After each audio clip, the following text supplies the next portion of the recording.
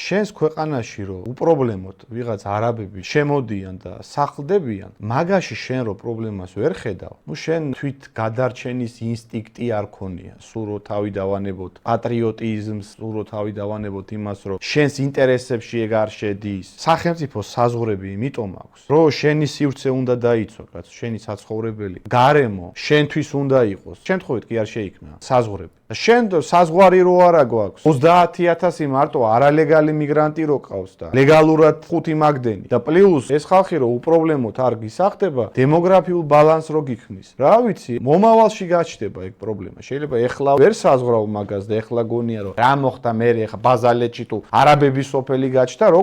როგორ არ იქნება პრობლემა კაცო პრობლემები იქნება იმდენად განსხვავებული კულტურა რელიგია წარმოდგენები გვაქვს კაცო მაგ ხალხთან რო ეხლა კომპაქტურად რო დაასახლებ შენგან განსხვავებულ ეროვნებას ეგ გამოიწვევს კონფლიქტებს ვიღაცა უცხორო მოყავს რომელთან ისტორიულად მხოლოდ ტრობა გაკავშირებს მეტი არაფერი არ გახსოვს იმ ხალხთან მხოლოდ ტრობა გახსოვს ეგეთ ხალხს რატო ასახლებ